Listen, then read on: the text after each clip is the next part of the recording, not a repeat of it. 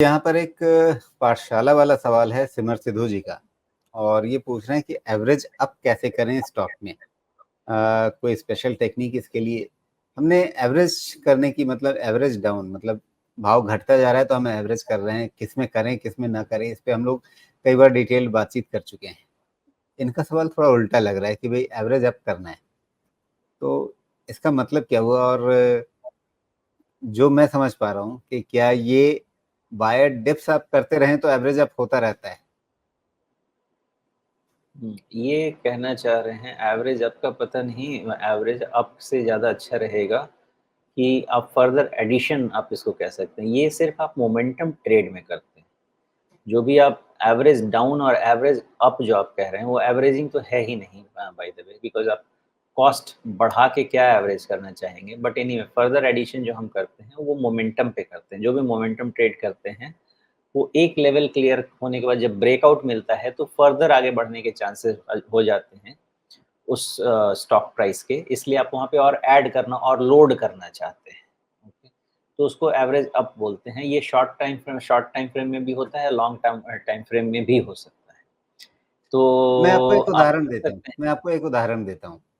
मान लीजिए कोई निवेशक बहुत भाग्यशाली था, जिसने समय पे अपने दिमाग की खिड़कियाँ खोल ली और ₹150 पे एसबीआई खरीद लिया। आज की तारीख में वो 700-800 कहीं भी है, तो 150 से यहाँ तक की जर्नी में उसको बहुत सारे मौके मिले होंगे। या तो एक बार उसने 150 पे खरीद लिया तो अब वो हाथ बाँध ले कि नहीं अब मुझे खरीदना ही नहीं है। मैंने तो 150 पे खरीदा है, अब 300 पे क्या खरीदूँगा, अब 500 पे क्या खरीदूँगा? वैसा सोचता रहेगा तो फिर 150 पे जो क्वांटिटी थी उतने में ही मतलब उसकी निवेश यात्रा एसबीआई में खत्म। लेकिन अगर आप उसको 300 पे भी खरीदेंगे, आप उसे 500 पे भी खरीदेंगे, यहाँ आज की तारीख में भी खरीदेंगे इस उम्मीद में कि हो सकता है ये 4 अंकों में जाए, तो क्या इसी को हम एवरेज अप नहीं कहें बोलेंगे?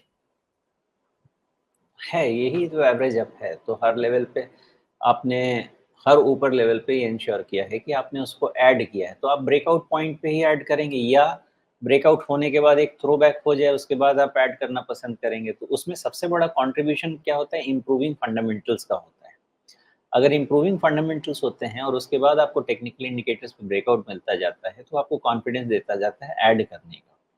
जहाँ तक आपने स्टेट बैंक ऑफ इंडिया का एग्ज़ाम्पल लिया, स्टेट बैंक ऑफ इंडिया का एग्ज़ाम्पल बहुत सुंदर है। 150 का तो पता नहीं, लेकिन 175 से तो हम खुद ही हर लेवल पे ऐड करते आ रहे हैं। इसके बड़े-बड़े अच्छे-अच्छे लेवल्स थे। ये तो अब हमारे डिस्कशन में हर बार, चूँकि 2020 से तो हमारा चल ही रहा है डिस्कशन, एसबीआई तो उस समय से चल ही रहा है। ये सारे लेवल्स दिए थे एसबीआई ने ऐड करने के लिए, 175, 200 का रेंज, 250 का रेंज। फिर उसके बाद जब एक बार ये 400 निकल गया, तो उसके बाद फिर वापस 4 साढ़े 400 का रेंज आया ऐड करने का, फिर 600 7 से 700 गया, फिर 600 के बाद उसका रेंज आया ऐड करने का, फिर उसके बाद अब 800 चला आया। अभी तो इसका रेंज फिर ऐड करने का नहीं है, लेकिन ये कभी करेक्ट करता है 700 की तरफ, तो फिर ये ऐड करने का रेंज बना के देगा। बिकॉज़ साइकिल टारगेट तो लंबा है, लंबा इसलिए है कि निफ्टी बैंक का ही टारगेट लंबा है। तो और इसके परफॉर्मेंसेस भी नंबर 1 चल रहा है, बहुत ही अच्छा चल रहा है।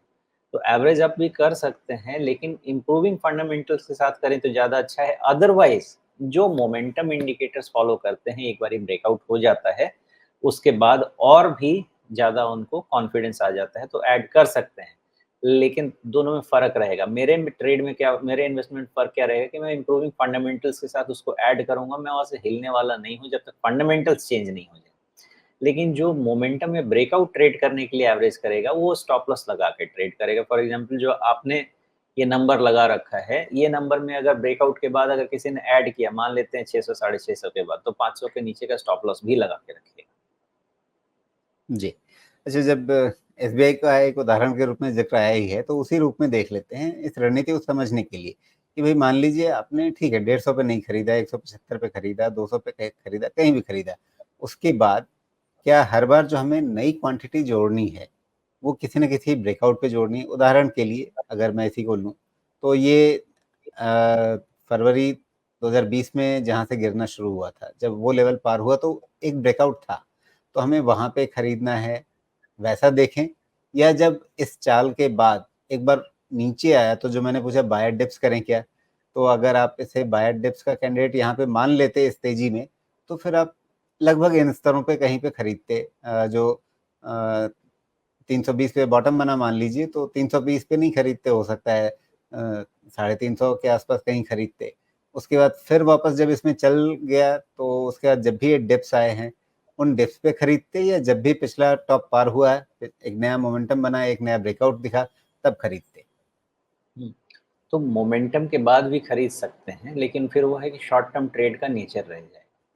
लेकिन अगर आपको लंबे समय के लिए खरीदना है तो थ्रोबैक का वेट करना चाहिए, प्राइस स्टेबिलिटी का वेट करना चाहिए। उससे क्या है, आपके आरओआई बहुत बेहतर ऑप्टिमाइज़ हो पाएँगे। तो मैं जी। जब इन्वेस्टमेंट के हिसाब से जाता हूँ, तो मैं हमेशा थ्रोबैक का वेट करता हूँ। तो लेकिन फिर अगर वो बाय ब्रेकआउट पे डिप्स मुझे पे आ क्विक गए ना प्ले फिर हम। करना है, फिर लेकिन तो फिर तो हम अगर वही। फिर हमें अगर हमें क्विक प्ले करना है, तब सीधा का सीधा ब्रेकआउट के समय खरीदना है और उसके बाद अपना एक स्टॉप लॉस लेवल डिफाइन करना है जहाँ से ब्रेकआउट हुआ था, जी। और फिर आगे काम करना जी। हाँ, तो वही है कि अगर आप लंबे अवधि के निवेश के बारे में सोच रहे हैं, तो बाय डिप्स के बारे में सोचिए। अगर आप शॉर्ट टर्म ट्रेड के हिसाब से देख रहे हैं, तो फिर तो आपको मोमेंटम के हिसाब से, जैसे ही मोमेंटम बना, जैसे ही ब्रेकआउट हुआ, वैसे आपको उसमें अपना खेलना पड़ेगा। इस तरह से आप देखेंगे तो अच्छा रहेगा।